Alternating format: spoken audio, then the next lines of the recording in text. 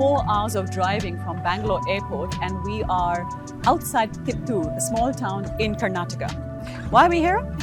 Actually, we're here to see a very special person and talk about a very special experiment. One, if scaled, can actually change farming, not just in India, but globally. And it has implications for your and my health. Let's find out who it is and what we're talking about.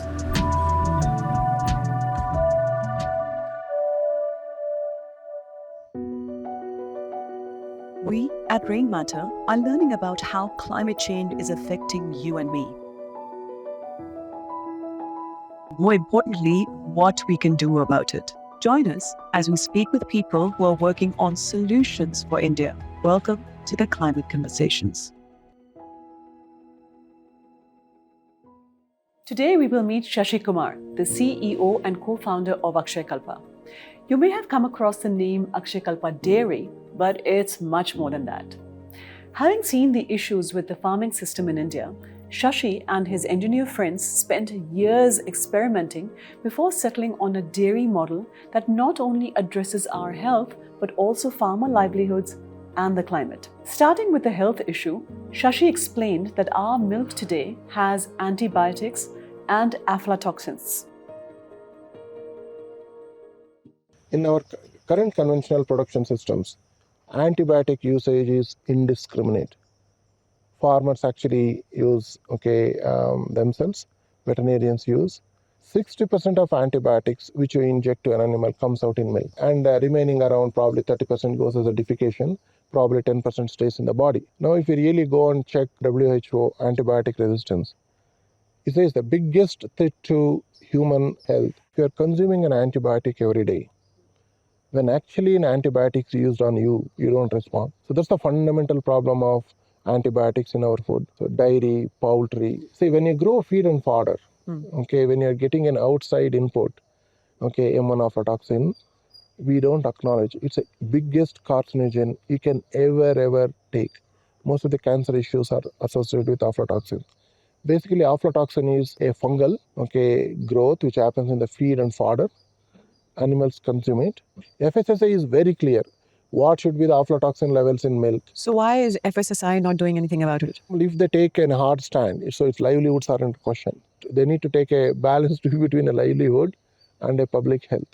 Probably I will take a view on public health and work with people who are producing that and correct it. But nobody is there to correct it. Problem FSSAI faces is that FSSAI can create a rule, but who is solving the problem there? So while the Operation Flood, the White Revolution solved fundamental problem of market access and of course external inputs, breeding changed in getting a better quality animals into entire production system. Amazing work happened. But what lack in this entire process is the animal efficiencies and quality of the production. So those two actually took a back seat. Operation Flood, or the White Revolution, followed the Green Revolution for food grains. Starting in the 1970s, it transformed India from a milk-deficient country to one of the highest producers of milk. But like with the Green Revolution that solved for quantity, there were unintended effects on our health, such as increased use of antibiotics and toxins, as well as the climate, specifically soil and methane. We saw the animal productivity is very low. The question is why? In India, around 300 plus million cows, but efficiency of that production is very low. Started looking at. Fundamental problem is how we feed the cow is different. So the cow is a ruminant. She needs to be fed with forages. We feed it an agricultural waste, basically straw, and get an external concentrate inputs from companies and feed it. So the question is, cut off external concentrate inputs. Can we start growing feed and fodder what is required for the cows?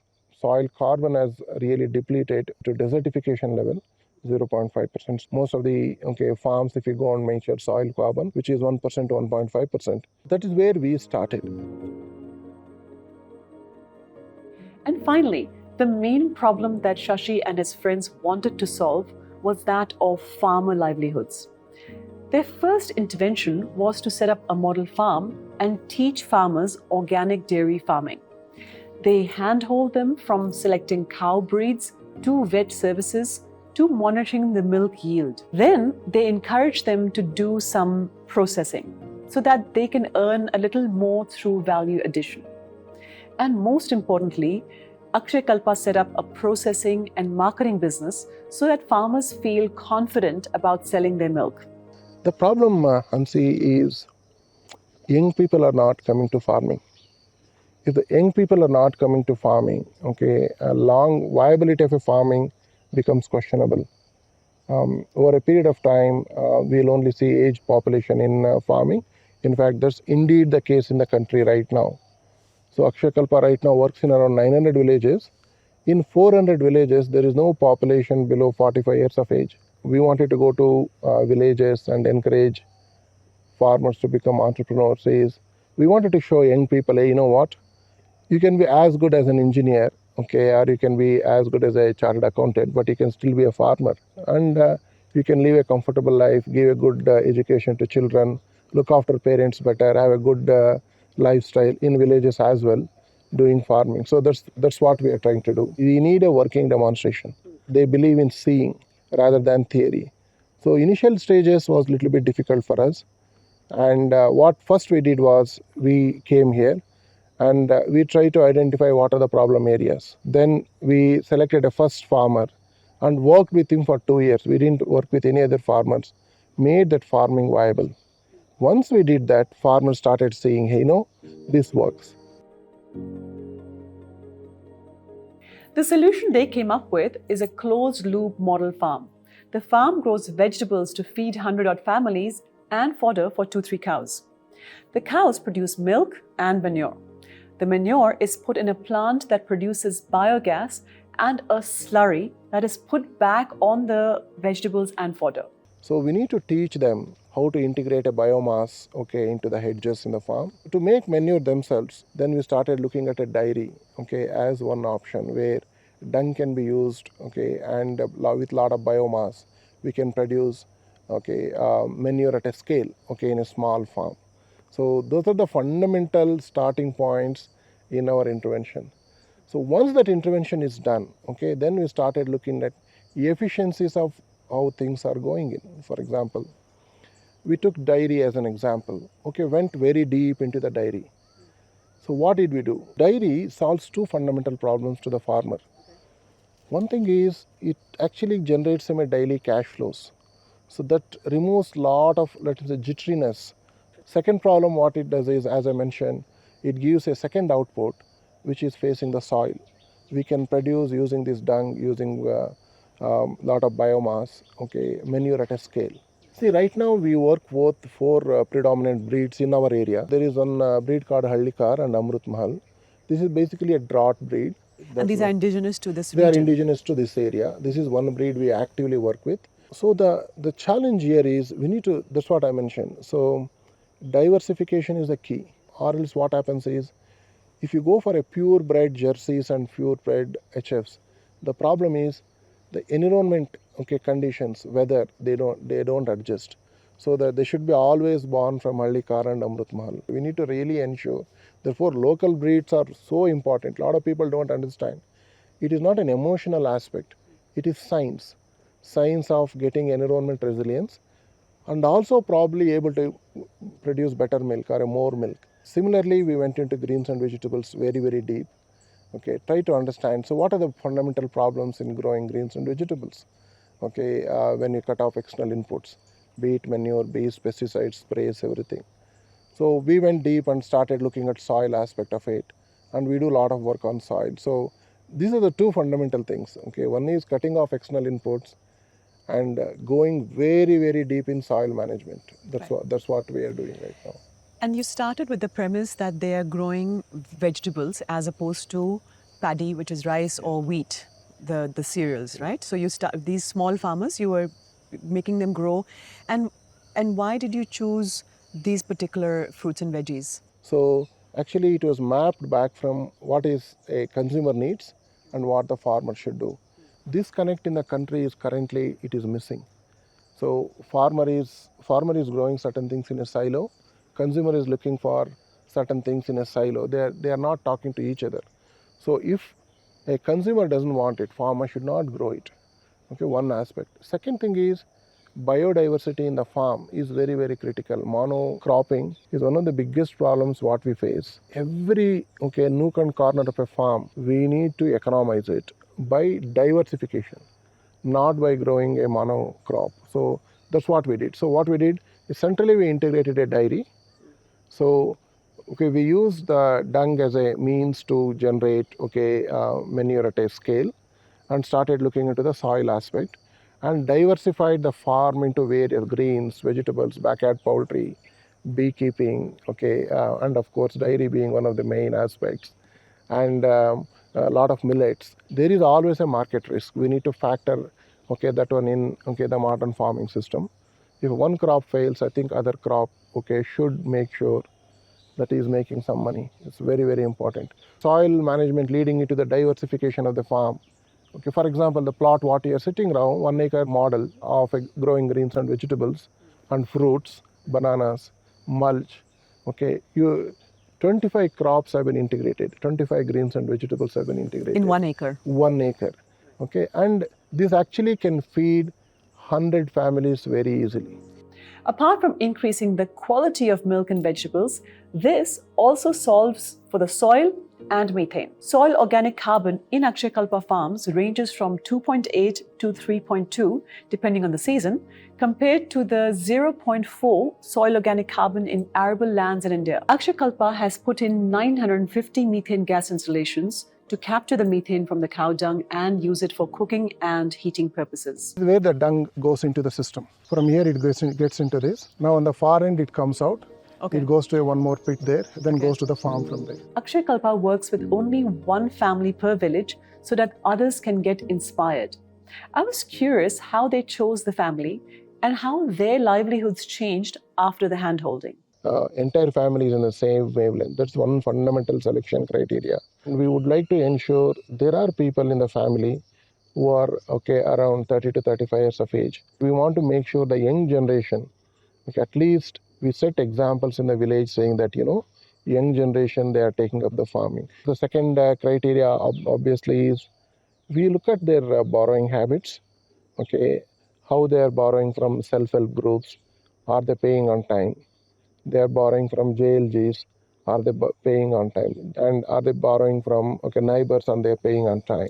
And why do you do that? Is that because they have to borrow from you to set up the farm? No, it's more of a discipline. What we are trying to do is setting up a role model, in that village is not going to work. We don't work with any families where there is a habit of drinking, and habit of smoking.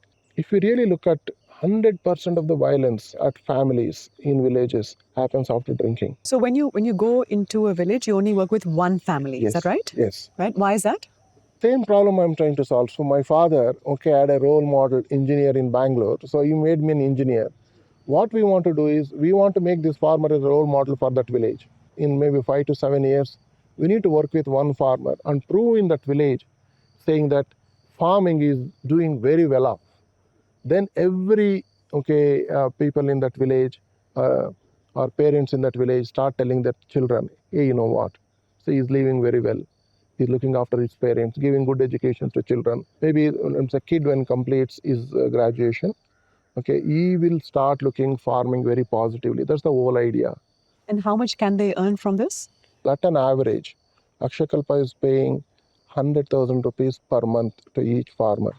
That is the market we have created for those farms. But they have input costs in terms of things. So what is their net margin? There is a 50% of that is costing, including his own labor.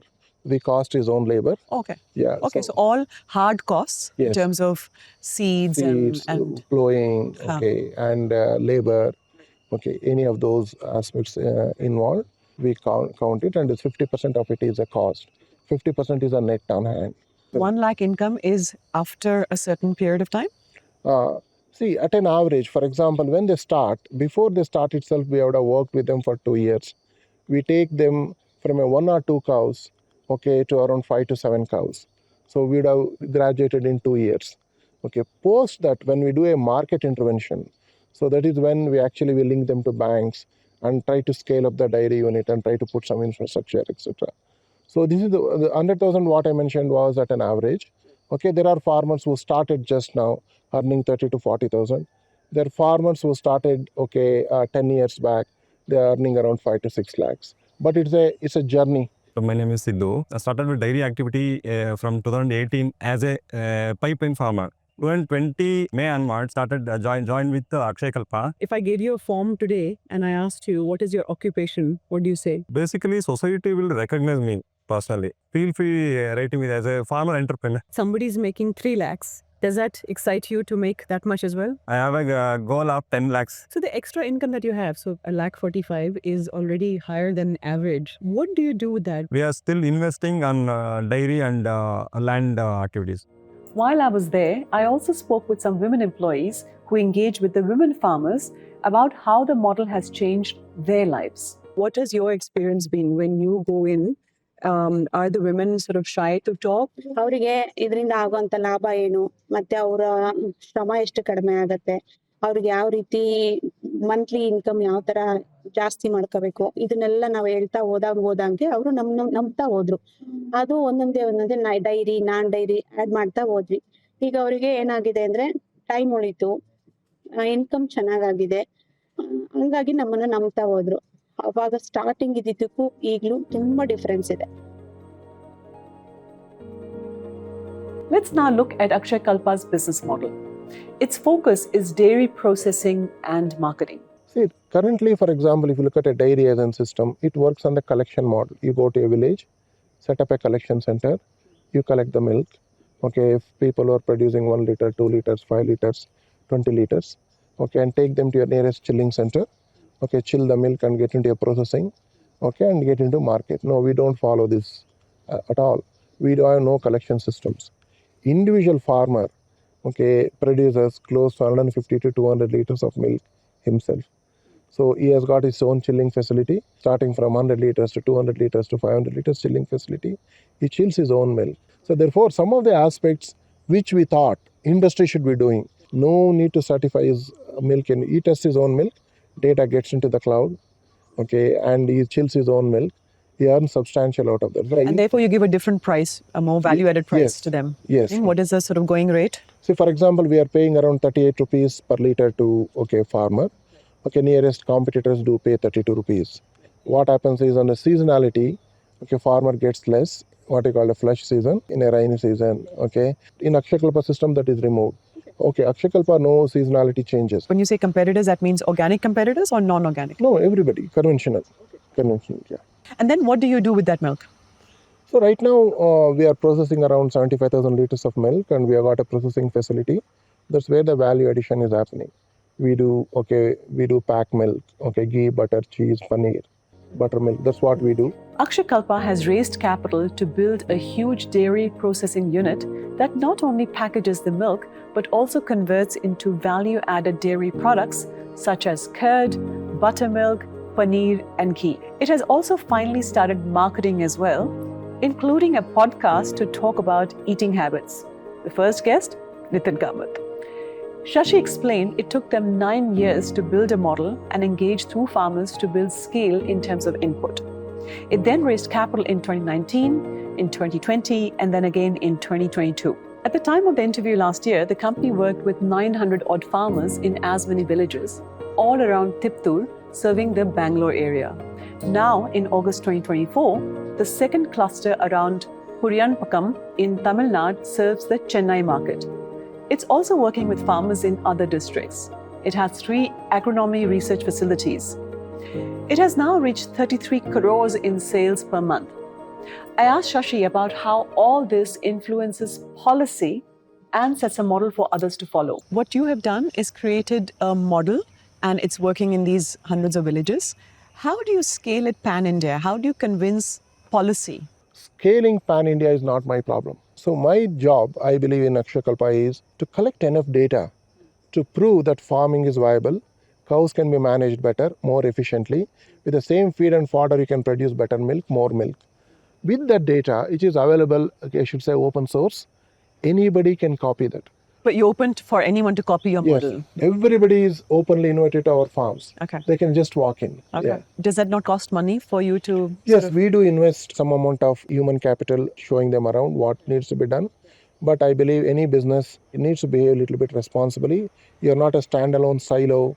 You still need to work with people, okay, who are not part of your business ecosystem. For example, our veterinary, para-veterinary services is available to all the farmers. Okay, at the same wage is available to our farmers. Oh, really? Yeah. So any farmer who is not even associated with you They can use take our your services, vet yes. services. Veterinary and Amazing. para-veterinary services. Okay. Therefore, I believe the businesses needs to start thinking like this. Okay, all this CSR is, in my opinion, is overhyped. When you won't work in the field, you integrate with the local society. That is very, very important in a coexistence system. One of the outcomes that people talk about is building more resilient systems. I believe your farmers were able to weather a recent disease, right? Was it a lumpy skin disease? What happened? LSD, lumpy skin disease. It's a disaster to the nation. What was required was a vaccination which cost 10 rupees. It's called goat pox. Okay, if you had vaccinated your cows with goat pox, 0 incidents. Right now, Akshayakalpa manages 11,000 cows. We are tagged and tracked. All the data is in cloud. As I told, one of the most important role, okay, we forget is the consumer. Okay, he needs to be educated on food. He should start questioning, okay, on some of the food habits what he has, so that okay we can start encouraging a lot more farmers to produce food which is quality conscious. Akshayakalpa is an example of a model of decentralized farming where the inputs are organic and local and the output allows the farmer to augment their income. It is worth studying and emulating. The processing and marketing business can help with not only reaching but also educating consumers. And the business contributes to the ecosystem wherever it has expertise rather than the arm's length CSR spends. This model has positive impacts on the environment in terms of soil health and water usage. It has also positive impact on farmer livelihoods. And it has positive impact on our health if we spend a little bit more for now for organic produce and save on medicines later. Thank you for having the climate conversations. I'll see you next time.